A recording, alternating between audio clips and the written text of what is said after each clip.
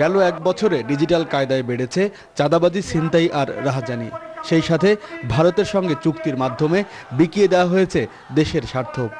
রাজশাহীতে আয়োজিত সমাবেশে এমনটাই অভিযোগ জামায়াত ইসলামীর নেতাদের।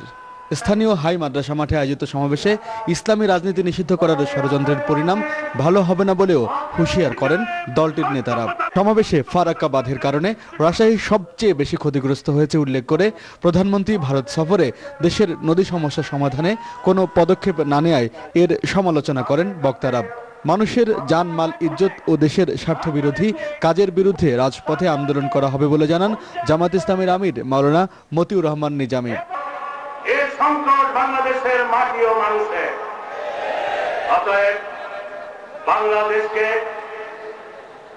আগ্রাসী আধিপত্যবাদী গোষ্ঠীর সবল থেকে রক্ষা করার জন্য দল মত নির্বিশেষে, জাতি ধর্ম বর্ণ নির্বিশেষে সবাইকে ঐক্যবদ্ধ হতে হবে, ঐক্যবদ্ধ প্রতিরোধ গড়ে তুলতে হবে।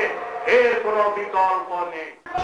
টিপাই মুখ বাঁধ প্রকল্প ও ভারতের সাথে অসম চুক্তি বাতিলের দাবিতে সিলেটে সমাবেশের আয়োজন করে জামায়াত ইসলামী। স্থানীয় আলিয়া মাদ্রাসা মাঠে আয়োজিত এই সমাবেশে বক্তারা অভিযোগ করে বলেন, ধর্মের পোশাক পরে ক্ষমতায় এসে সরকার ইসলামী রাজনীতি নিষিদ্ধ করার ষড়যন্ত্র করছে। এর বাস্তবায়ন সম্ভব হলে একদলীয় বাকশাল কায়েম করবে বলেও হুঁশিয়ার করেন জামাত নেতারা।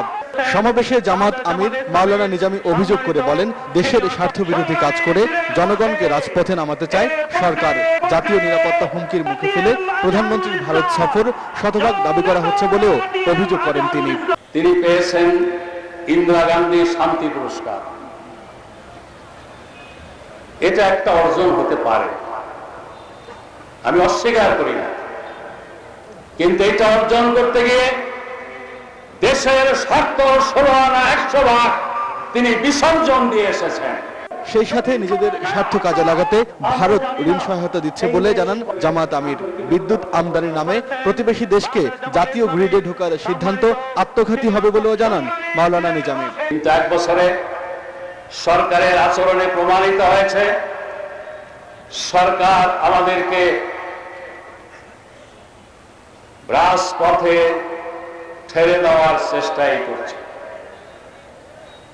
এর পরিণতি শুভ হবে কি অশুভ হবে আমার মুখ দিয়ে বলতে চাই না, সবাই বলে দেবে। দেশের স্বার্থ বিক্রি করে প্রধানমন্ত্রী ইন্দিরা গান্ধী শান্তি পুরস্কার নিয়েছেন বলে অভিযোগ করেন নিজামী। ইসলামী রাজনীতি বন্ধের ষড়যন্ত্র ও জাতীয় স্বার্থবিরোধী চুক্তি জনগণকে সাথে নিয়ে রাজপথে আন্দোলনের মাধ্যমে প্রতিহত করার ঘোষণা দেন জামাত নেতারা। একটি দেশের আশীর্বাদ নিয়ে ক্ষমতায় আসার কারণে তাদের প্রতি কৃতজ্ঞতা প্রকাশ করে তাদের মন জয় করা, তাদের ঋণ শোধ দেওয়া, তাহলে আমি বলবো ঠিকই তারা 100% সফল হয়েছে। কিন্তু এক বছরে সরকারের আচরণে প্রমাণিত হয়েছে, সরকার আমাদেরকে রাজপথে ঠেলে দেওয়ার চেষ্টাই করছে।